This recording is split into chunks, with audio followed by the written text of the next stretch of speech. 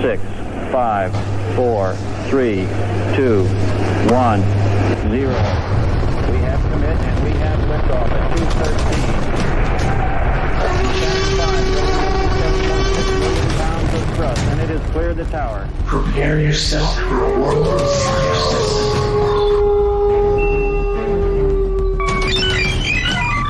This is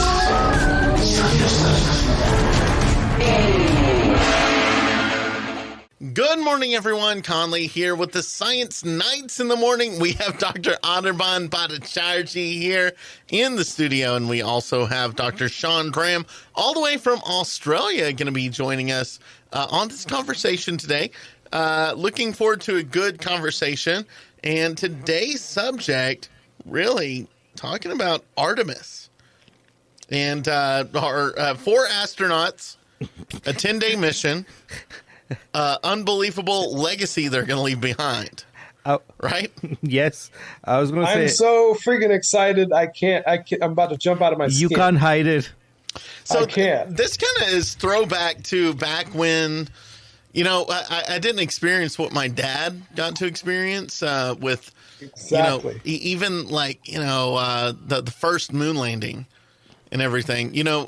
Back then, communication wasn't like it was now. I mean, even if it wasn't there, it was like kind of a first page news everywhere in the world. Mm-hmm. So that's there. That is something very exciting. Thinking of like in our generation, this would be the first time we would be seeing like a human going outside Earth, right, and landing somewhere. So that is something like unbelievable. And a first woman astronaut on the moon. Woman, and I'm just thinking it's awesome.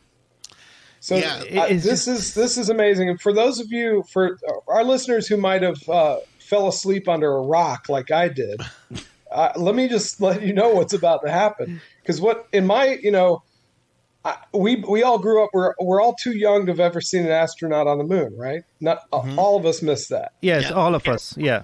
But we also belong to that kind of space shuttle generation, where it was like, okay, we're sending astronauts to space. They're all heroes. Some of them died. There was catastrophe. There was good. And then there's been like 10 years where NASA has not been doing squat in terms of manned missions. They've been paying Russia to send astronauts up to the space station. Mm-hmm. Boring. And it seemed like, right, I stopped paying attention. Then it's all about Elon Musk and Jeff Bezos sending, cars into orbit, and it's getting tacky. It's like sending tourists into space, and William Shatner's been into space, and that's kind of where we are. So I stopped paying attention, and then I look at the news 3 days ago, and they're sending a manned mission to the freaking moon next year. NASA, next year, a manned mission, and they're going to go around the moon. 4 astronauts. In the largest rocket ever built. They're not going to land on the moon. They're not going to land, but they're going to land orbit the year after that. Yeah. In 2025, which, like, if you fell asleep like I did, it seems like 2025 is a distant future, but it's in 2 years. They're going to land astronauts on the moon again. So wake up, people. It's exciting times again, and we're gonna get to see all this. Our generation's finally going to get to see astronauts on the moon. It's happened in 2 years. And to let you know a little bit about the crew, it's a 4-person crew. We got our veteran. It's funny if you go to NASA.gov. They glamorize this in a really cool way. It seems like a I don't know, a 90s flick. Aerosmith needs to be playing in the background for this. But they have the crew. Reed Wiseman is the commander. Mm-hmm. He's that grizzled vet. The veteran that has been there. This is not Armageddon. It basically kind of is, really, honestly. And then we have Victor Glover, who is the pilot, and then Christina Hammock-Kosh, who is a mission specialist, and then Jeremy Hansen, that young up-and-comer. He's going to be... He's a Ben Affleck. He's tall. Exactly. Yeah, he can probably barely fit. He can barely fit in the capsule. This guy. Yeah, exactly, dude. So let's start with the overview of the mission. Like this entire thing is called Artemis, and we had Apollo mission, which which had Apollo 1, Apollo 2, all the way up, right? So Apollo missions are the part of which the missions which landed man on the moon for the very first time. Right. Now this is the next generation with Artemis, who is the sister to Apollo, and so the first one we already did that. So Sean, didn't you not see that part, the Artemis 1, the first? I didn't hear about nor see until last night. Okay. The Artemis 1 takeoff. And I watched it last night.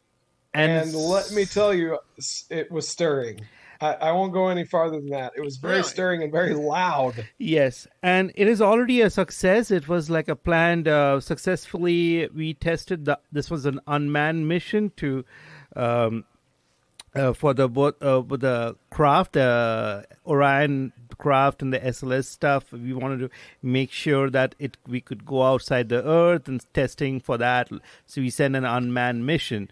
So that was successful, and that was November of last year. Yes. So this is how November 2022, and that's how quickly this came up, and it just crept up on me, and I wasn't even paying attention. It would have been around Thanksgiving, and I had no idea this was happening. This is the largest rocket we've ever built. And it's cool. Can you tell about how it's kind of a hybrid between the space shuttle rocket and the Saturn V's that set the Apollo missions up? You know about that? No, but I could do it. No, you can do it definitely. I've been geeking out and reading everything about it. Yes. Sean, tell us, and why hasn't the evolution of rocketry really changed too much throughout the years?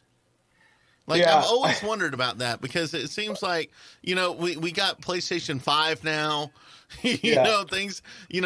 technology has really changed.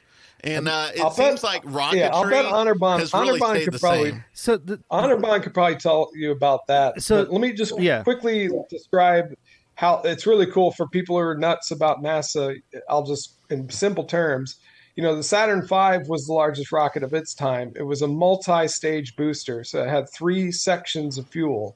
And the way they kind of cheated the fact that, if you want to send something heavy into space, you need correspondingly enormous amounts of fuel. And so one of the ways they kind of cheated that was, or hacked that problem, was that you send it in multiple stages, so that you send the first stage up part way and then eject the fuel canister from the first stage, so that the upper stages are lighter now. So you're not pushing as much. And then a new booster shoots off.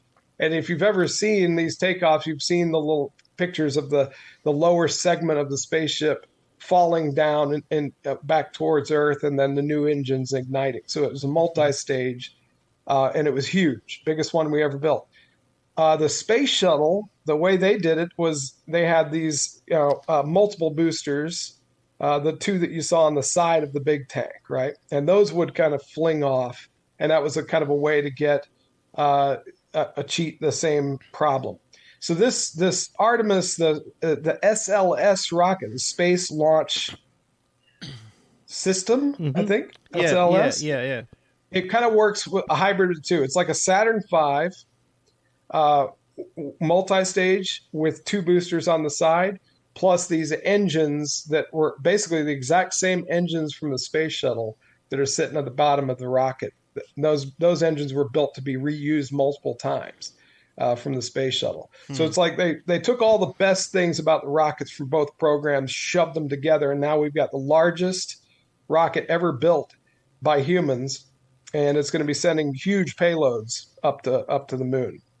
And the idea, which Anirban will tell us more about the goals of the program, but it's huge, and it's nuts that this all happened. I heard rumors about this back, George Bush, when he was president, was like, we're going to send people back to the moon. That's kind of where this started. And the idea is a stepping stone to get to other places. But This was expensive. Like, you would think that now that it's 2022, that maybe the costs have come down substantially to where we could do something like this. But we'll talk about later, the budget for this thing is pretty big. So this is no small feat that they're doing this now. Yeah, it's amazing. And so with Anirban, like, tell us about the evolution of rocketry in general. I mean, rocketry started like you would say, you would have the firecrackers. You could start with that, right? We would do the model rockets in school. Schools, like, and, I remember me and my dad like would have like these kind of bottle rockets, almost, Yeah, like, yeah. right? Like, and we would shoot them up, and boom, some of them could get big enough to where they could go into the atmosphere. You need which the was speed. Amazing. Yeah. So we have already had some kind of like this idea of using, and this goes back like 1,000 years in China, and then slowly it came around, and then we developed the rockets, and then we made into a weapon, basically, and that was like what the ICBMs, and the German scientist Van Baum, who came into U.S. To help build the rockets. So never forget him. Who? Ivan von Braun? Von Braun. Von Braun, yeah. Yeah, so he was a German A scientist. total Nazi. Total Nazi. Yeah, I was 100% Nazi. thinking Nazi there. He's not like one of these good Germans, and we just got him because he was a good engineer. He was a straight up Nazi. He's not no Einstein. Let's put it this way. So he with a peaceful, like, he's a Nazi. So modern rocketry in USA pretty much depends on him. And there's also other people like Jack Parson, who is also well known. And Jack Parson was big friends with another person you will be surprised to know is called Ronald Hubbard. So, Ronald Hubbard, they used to hang out together. So Jack Parson is also part of the NASA, Goddard, and all those people kind of thing. They had a solid fuel, and they have a lot of. So there was this huge thing. It came out. So weird people showed up.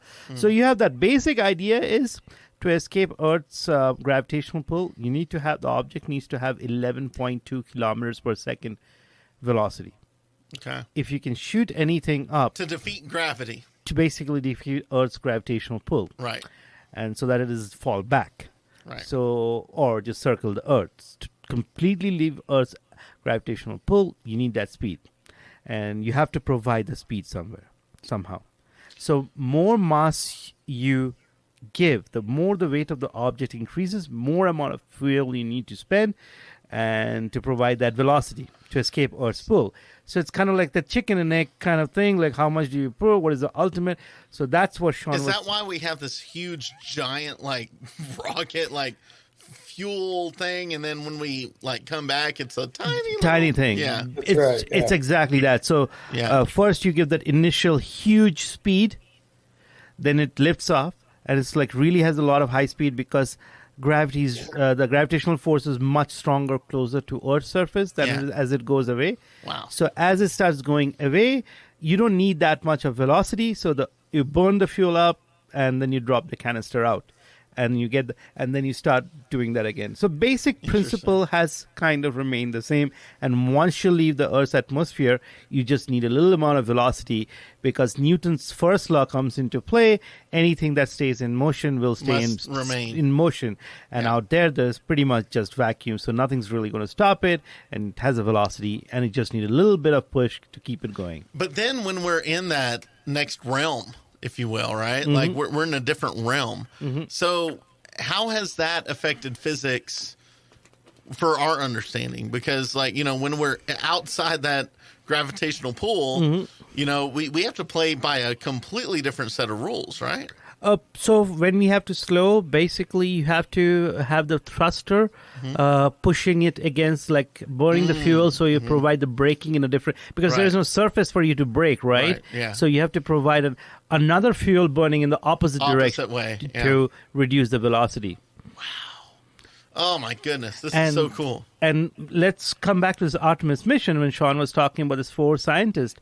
Remember, Sean, we saw that movie called what was the movie we saw? The First Man with Ryan Gosling, or was it when we went? First Man about Armstrong? Yeah, Armstrong. And remember how I used to talk about how pretty much how badass Armstrong was, like, because there's you can tell me more and more. I never want to stop hearing about how badass Neil Armstrong was. These astronauts are so trained, like, and this is something I told Sean before we watched the movie. There was a time when the moon landing was happening, they had a problem with the landing site, and and their fuel was not there. They didn't have sufficient amount of fuel to have, like, let's say, they didn't have fuel for like half an hour to find another site. They had to land within 1 minute or so. And in 1 minute, Einstein's heartbeat and pulse rate did not change a bit. Armstrong. Armstrong. You just said Einstein. Einstein, sorry, I said Armstrong's. Yeah, his Yeah. his heartbeat and pulse rate didn't change one. Like, it didn't change. He was just No, hardened. this is he how. knew. No, this is how you train them. Oh, okay. Yeah. This is how you train the astronauts. If He was cool as a cucumber. Yeah. That's how. if he had missed, this was like, if he didn't get the landing site within like seconds, they would have all died out there. There's no coming back. Yeah. But his, Wow. this is how. It's really worth watching that movie because you really get to see how much of a badass he was, and you get to see how dicky that first landing really was. It was not easy. And they picked the right man for the job because he was cool as a cucumber and he landed it just right. Every single one of them has nerves of steel to just go out there. So when these four people are chosen, they're pretty much the best of the best that NASA has with them. Yeah, so, and we have that cast of characters So- right now, and they're You like, guys want to know more about the astronauts? Go tell ahead. us more. How much time do we have? Let me look here. It looks like we have about 4 minutes right now. We can start with just the names. I got a and stuff. minute for each one. Oh, good. So I looked. I've become a huge fan of all these astronauts. I've got their playing cards and posters on my wall already. Awesome, dude. Awesome. So Reed Weissman is the commander. He started flying F-14s and F-18s for the Navy. He flew combat supporting operations in Afghanistan and Iraq. Went to the test pilot school from there. Became an astronaut in 2009. Did some time at the International Space Station. He did 2 extravehicular activities, so he's 2 spacewalks, and he spent 165 days in space. And like you said, he does kind of fit the bill for the grizzled veteran Bruce captain. Willis. And interestingly, though, he in terms of astronaut, I'm guessing that he's got some sort of personal magnetism why they chose him as the commander, because he's not as experienced as the other astronauts. Victor Glover, Really? the pilot, well chosen. F-18 Navy pilot, served in Iraq. He became an Air Force test pilot, and during that time, he's had 3,000 flight hours in 40 different aircraft. Wow. He's flown combat missions. His call sign when he was in the Navy was Ike, for I know everything, and he spent Wow. 167 days in space. Cool. So man. two more days in space than the commander. Victor Glover is my hero. He's got a huge smile. He's a great looking dude. I would date him in a second. Christina Cook, you pronounce her last name Cook, apparently. okay. She is an MS in electrical engineering. So she's kind of in your neck of the woods there, Conley, in the technology sector, I suppose. Yeah. NASA. So she became an astronaut through the NASA Academy, the Goddard She went Space straight Flight through. Center. Okay. Yeah, instead of being selected from the military. And of all the astronauts, she spent the most time in space, 328 Wow. days in My space. So goodness. she's, in terms of time up in the air, she's had more than anybody else on the mission. Jeremy Hansen, being the tallest on the mission by a lot. by a whole head almost. He has an MS degree in physics, Anirban. So he is the closest thing to a scientist on the mission, I would probably say. And he flew for the Royal Canadian Air Force because he is a Canadian. So this is an international mission. He flew CF-18 Hornets and he became a full colonel in the Canadian military. And he went into astronaut training by an interesting route. They got these programs for training astronauts in environments on Earth that approximate space. So he was a cave naut and an aquanaut, doing a bunch of training in scuba gear and in caves for missions in space. So that's your four first Artemis astronauts, gentlemen all. I love these guys and girl.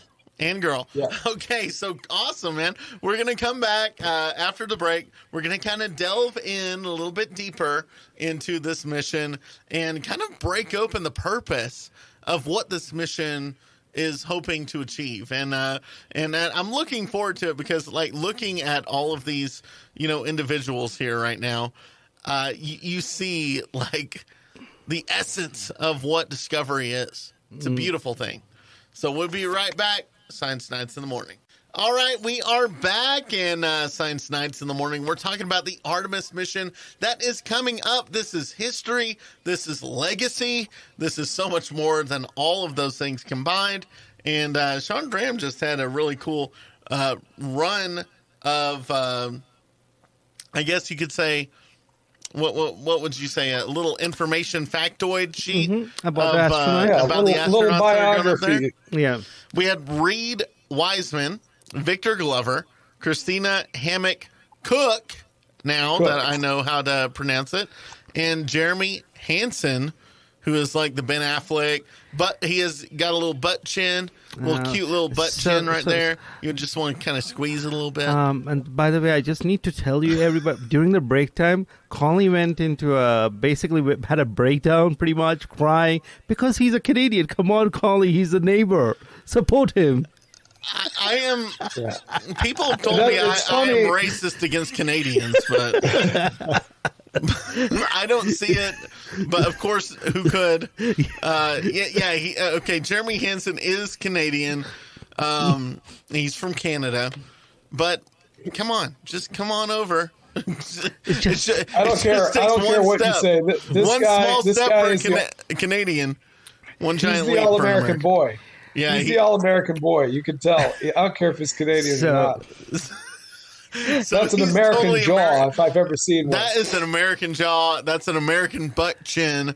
I guarantee you he has a dang eagle tattoo somewhere on his body. Bald eagle. Straight up. I'm telling you, man. Not a loon. No way. Bald eagle drinking maple syrup. Yes. Okay. All right. Well, there you go, man. Okay, so let's get back to the Artemis thing. So they are going to be on the Artemis 2. And this is the planned second mission, the lunar the second one is basically going to go around and circle the moon. They're not going to land. Yeah. So that's going to happen next year, 2024. Then you have the Artemis 4 mission, Artemis 3.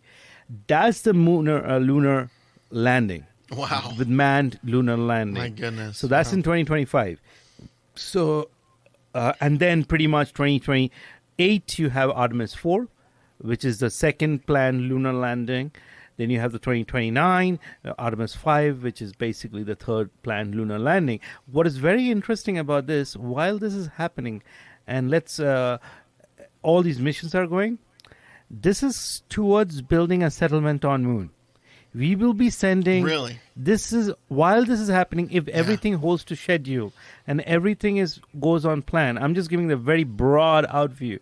We will be sending supplemental spacecrafts out there, which will be completely unmanned, sending other materials up there.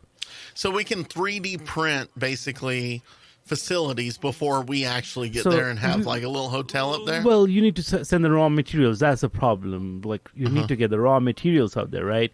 Yeah. So you need to start setting up stuff. I think what they're going to try to send is like things like small detectors and things like that to pave the way for the future people to come in to start setting up and have extended like tents and things like that, like basic structures. And I think isn't one of the goals of the Artemis program, are they not going to be assembling a small space station in orbit of the moon during this program? Yeah, I read that they were actually doing that. So like even Artemis 2, like when they go up there, they're not just going to be taking pictures. No, they're going to be dumping. They're going to be leaving some of their, because every time they go up, they can take several tons of equipment, right? So the cool thing about this, like one of the things that's happened is, as I'll talk about when I go over the costs, it's still like if you take a bunch of stuff up into space, it's expensive as hell. There's no way around it. But what you can take instead of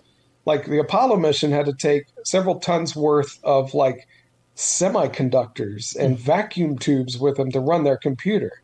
And as we are all aware now, that's not going to be a weight issue anymore. So they can carry actual stuff instead of heavy computers, which is awesome. And I think even Artemis 2 will be bringing some of that stuff to set up a small space station in orbit over the moon so that future moon missions to, say, build a space base on the moon surface will have it that much easier, because they'll be able to actually, have this environment to work in that's hovering over the moon forever. Yeah. So, but there's also, they were trying to get a secondary payloads and stuff like that, like the one that you're saying, like they were trying to get like CubeSats and things like that. This would be smaller satellites they would launch from the Artemis 2. Yeah. That at present they have dropped it, that part, because they couldn't get the proper those CubeSats. Like clearances or what? No. You put out tenders basically for proposals.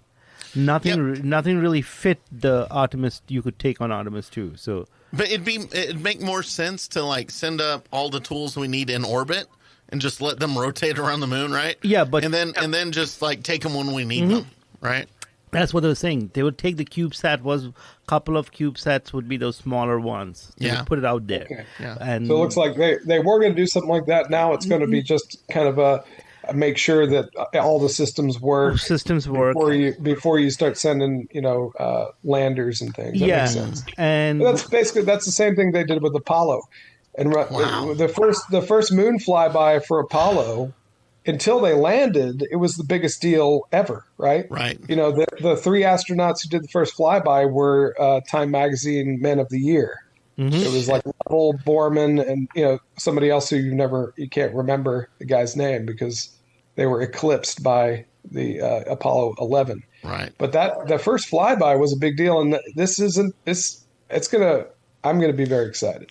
no, even the flyby, you have to do a flyby, because if you do not do the flyby, how do you know the Artemis, the actual landing one, is going to work? Yeah. It's going to gain data that is essential for the next mission. Yeah, the life support system has to work.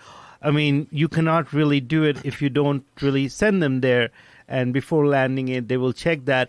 And I think also another thing they have to make sure is they can land something and make it come back from the surface of the moon. They want to test that also. Cool. So those things will happen. So That's big. This is huge. Any kind of a lander, that's interesting. If they do that, that's a huge bit more complicated than, I think, what was it, Apollo 8 that did the first flyby? Yeah. That they just flew, got in the moon orbit, got shot back, and that's it.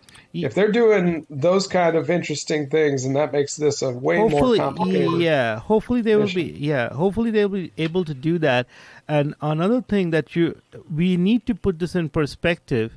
Even our defense, right? Any country's defense, when they're testing a missile, right? How many times will they launch that missile for testing before they put it into active service, operational service? They will do it at least 10 times. Right. And these things are so challenging. We need to do it at least once to make sure. Yeah. We've kind of done like multiples virtually, right? Yeah. But there's nothing like actually going up there. And test. And last time to now, would be like over 50 years now. Wow. That there is there's an thing called institutional knowledge in the DNA and things like that. That has gone away pretty much. We haven't you're right. So You're right. that has gone away. Like sending somebody to the moon. That's interesting. Yeah. So you have to have if you've seen Apollo 13 and you remember Ed Harris's character. Yeah. Gene Kranz, right? And how he just takes control and he gets everybody back alive and all that. The mission control guy. That guy's dead. Dude. He's not going to be able to come back and save the day again. You're going to need a new Gene Kranz to do that. You have to have till now we have been launching things which has unmanned missions throughout to yes, those are costly, but if it doesn't work, sure, nothing's going to really, it's just a piece of equipment that goes to. But when people's lives are on the line, this is a different level. This is a very different level. So you want to make sure. I just fact checked myself. It turns out Gene Kranz is alive. You wanted to kill him? 89 years old. And so defibrillator, if something baby. goes wrong, Get if that something goes defibrillator wrong, out. let's get him back to mission control. He'll take care of it. And Hey, he's dude. Gene, he's bringing his TI-82 calculator and doing all his calculations by Dude, hand. I those feel TI-82s terrible. are still working like a charm right now. So they're still doing good. So here's a question I have. We have, let me see the time. Yeah, we got about 10 minutes left in this segment. So helium-3, what's the motivation behind this mission, really? Like, and not only to settle, but like there's a vast quantities of helium-3 that have been produced by solar wind, and could this particular isotope make our way into Earth pretty soon by harvesting? You want to harvest helium-3? And are you talking, because the first 2 or 3 missions, that's not going to happen, right? Because Sure. But what's the ultimate goal? What's the purpose? What's the motive behind this? Is my question. if you listen to the astronauts, the commander, Reed Weissman, when asked the same question, he said that the reason why we're going back to the moon is to go to Mars. Okay, so this is a test literally- case. Yeah, so the idea is that so think about it. If you land on the moon and you make a permanent space base there, and there's water on the moon, if there's water on the moon, that means you can stay for a long time, and you can make oxygen, and you can fuel your rockets because the rockets are fueled with hydrogen. You can get that from water. So all that, and the gravity of the moon is nothing compared to the Earth. So if you get all that, if you basically make Cape Canaveral on the moon, all the future missions that anybody in the world wants to do into space become that much easier and cheaper. So the best first step to getting to Mars is establishing a permanent lunar rocket base. Yeah, And but at the same time, it's the first step. At the same time, helium-3 is thought right now as the essential element to provide safer nuclear energy in a fusion reactor. So thought to be is very different from it can. So we don't have that. Well, yeah, that's why we're going up there, right? So Conley, you're onto something. I think what you're onto, the other ancillary benefit of going to the moon is that all the materials on the moon are open for everybody then. Sure. But like in terms of like NASA's short-term goal is moon base to get everywhere else better, faster.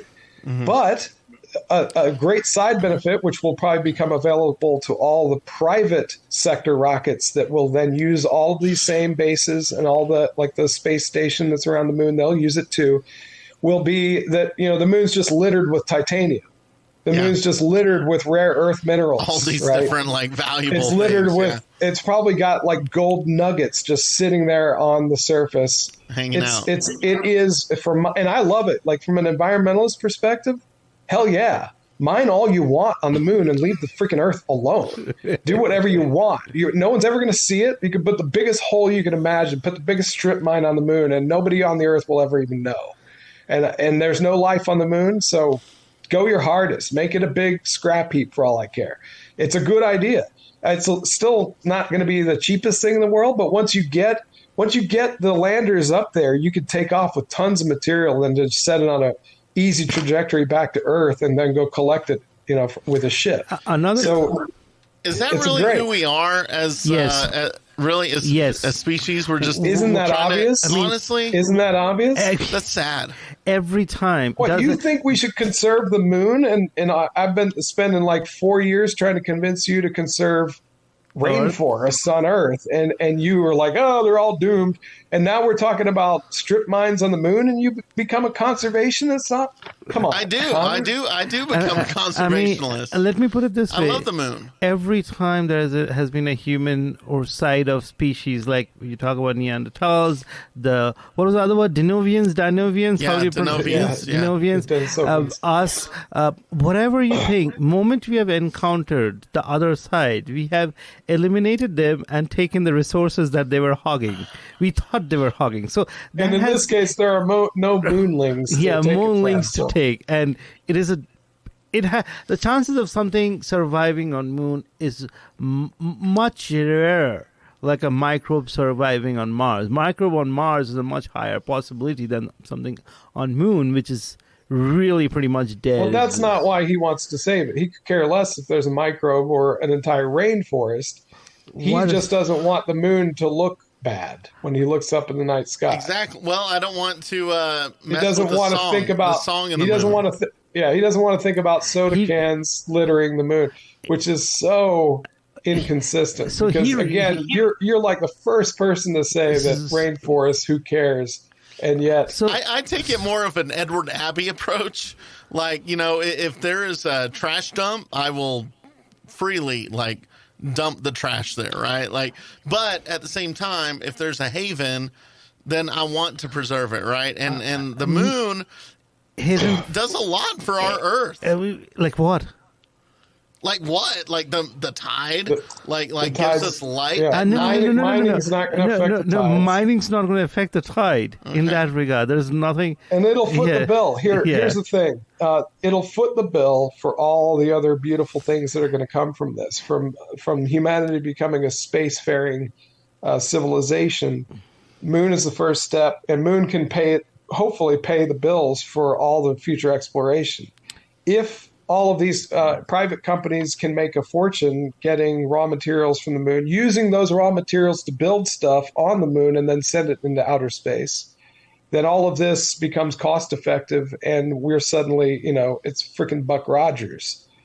But if the moon had nothing worth anything, it would be a lot harder to do all of this. But fortunately for us, in which they'll find with Artemis 3 when they land, they're going to land on the pole for the first time, and they're going to land close to one of these deep shaded craters that should have water, a big ice rink at the bottom of it, and confirm, probably by chipping some of that shit out and then taking a drink back in the safety of the pod. They're going to find there's liquid water, or it's going to find that there's ice water up there, and then that's a game changer. We already know, we're pretty sure there is up there, but that's one of the goals of Artemis 3. We know there's ice up there. That is beyond doubt. Like, we already know there's ice up there. Yeah. But how accessible it is still kind of a question. Yeah. And what we're also going to do, the main first step that they're going to do is easily put in solar cells up there. Because solar cells, if you can function solar cells, because we have a lot of silica up there. Yeah, you have a lot.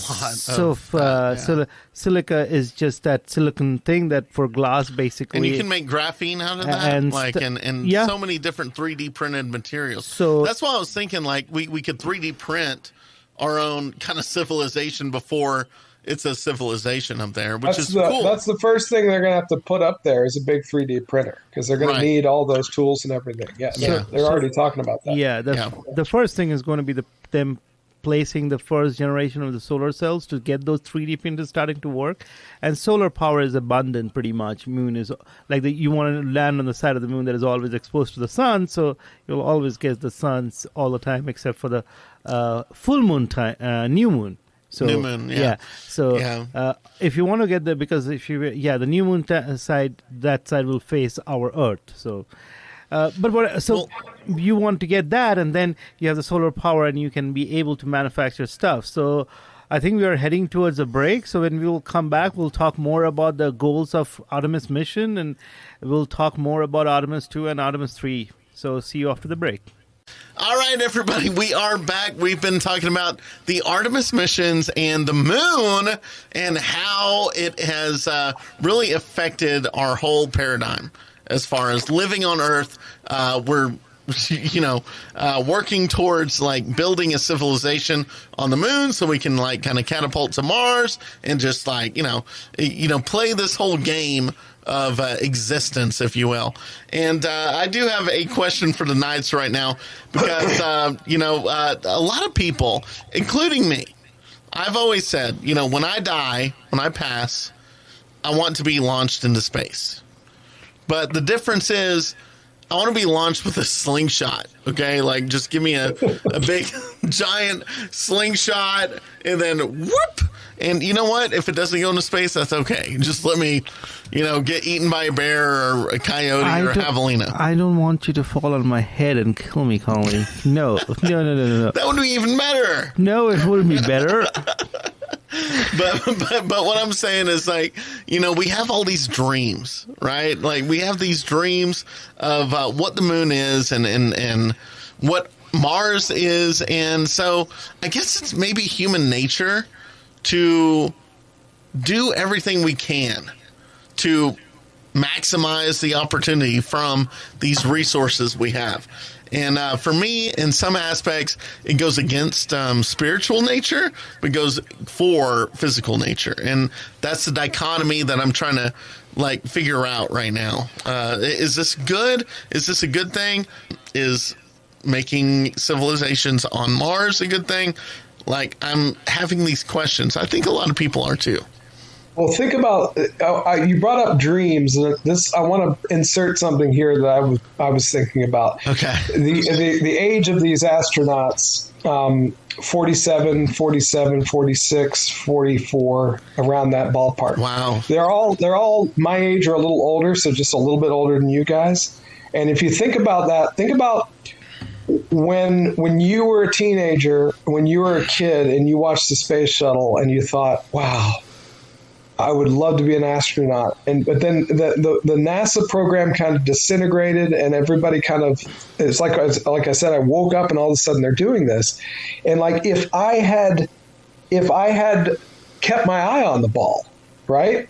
If you were that kid in high school who was obsessed with space shuttle and decided to go into the Navy to become a pilot and get a ton of hours, become a test pilot, that's what these people did. And now, all of a sudden, the opportunity just dropped into their lap, and they're the same age I was, I'm sure, when they dreamed of being an astronaut like I did, and they are. It happened for them, and if all those people, you think about that, and so I'm saying this for the kids that might be listening to this right now. Here's another even if the space program disintegrates for 25 years. All of a sudden, the opportunity might be there. And these people just woke up one morning and didn't hear about Artemis 2 launching next year. They're going to the moon next year. How much do you think this costs? If you close your eyes, the U.S. government will spend a lot of money. And when I decided to go look at the budget for this thing, thinking that in 40 years, the costs of these kind of things must have come down substantially.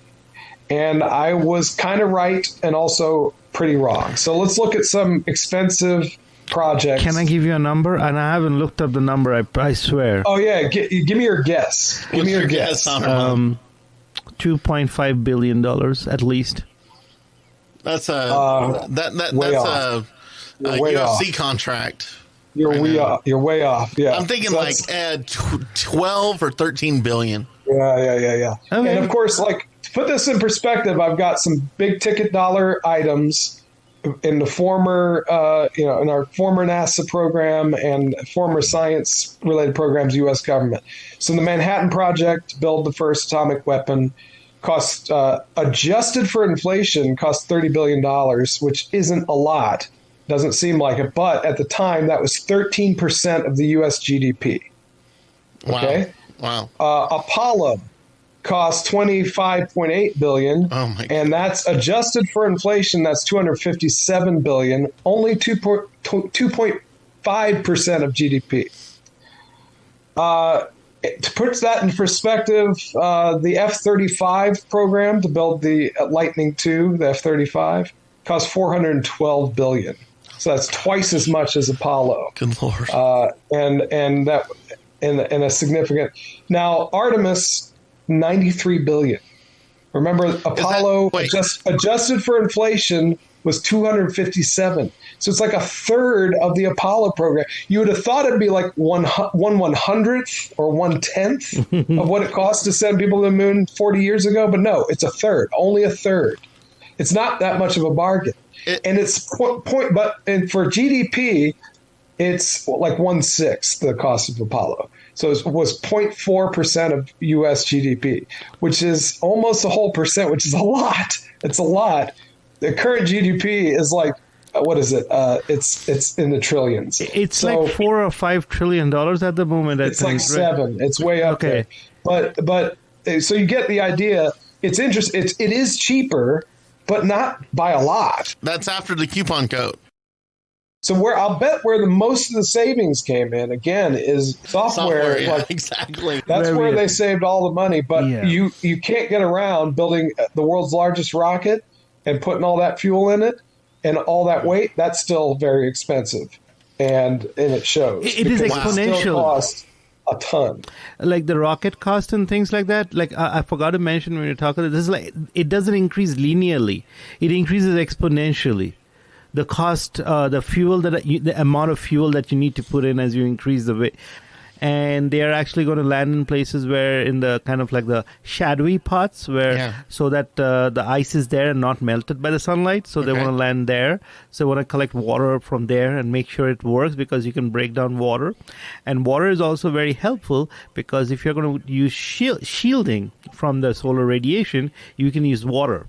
So if you want to build a kind of like a camp, so you can surround it with water kind Wow, of thing, an igloo. and they can melt the water and use that as a shielding purpose. That's you're genius. telling- How cool would it be if the first space base was an igloo? yeah, yeah.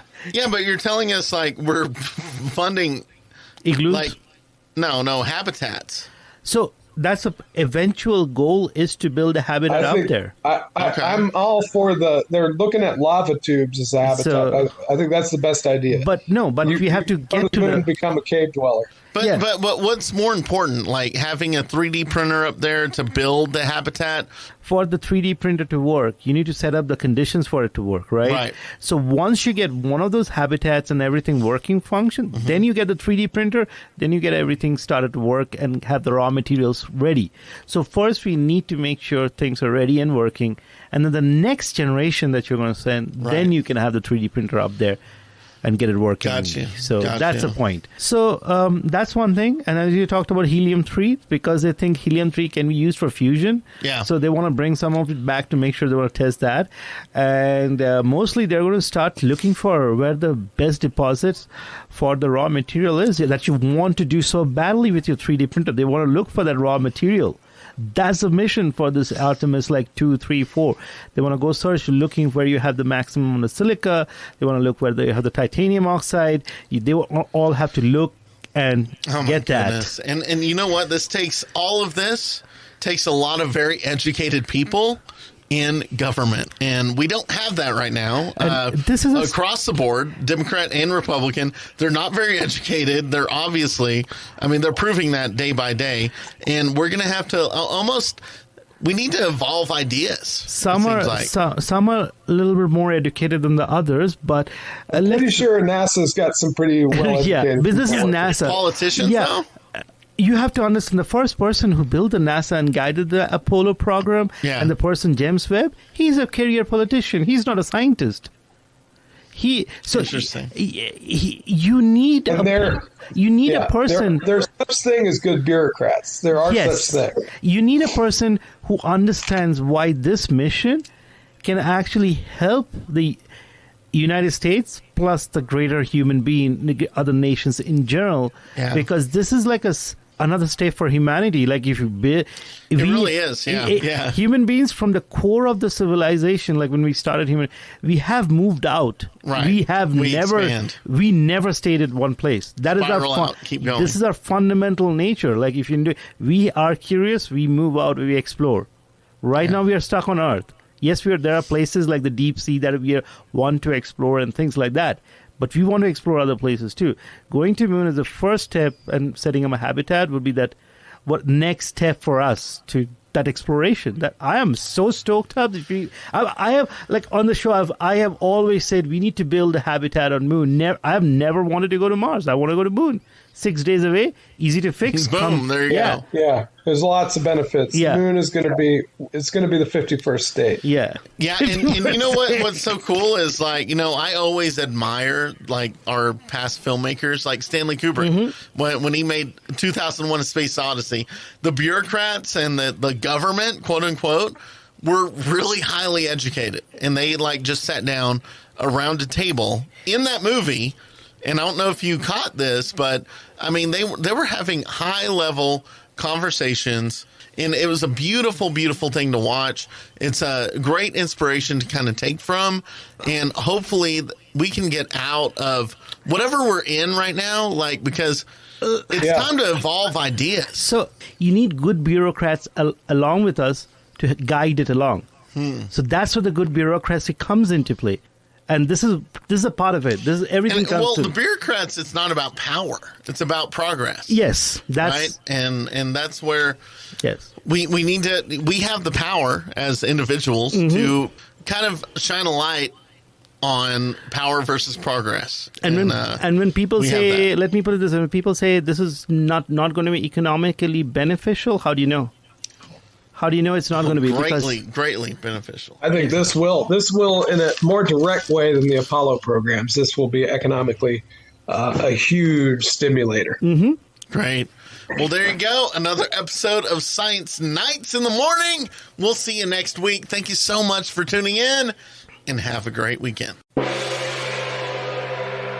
Thanks for listening to this episode of Science Nights in the Morning. Be sure and follow us on Patreon for exclusive gear and uncut episodes. Check out the latest science articles on our Facebook page and subscribe to us on YouTube and your favorite podcast listening app. You can also listen every Saturday at 10 a.m. Central Standard Time at BigBenRadio.com. And if you got a question, we'll join the discussion. Hit the hotline at 432-217-1983 and record your message. We couldn't do this without you, and thank you so much for listening each and every week. That's Science Nights in the Morning with a K, and we'll see you next time.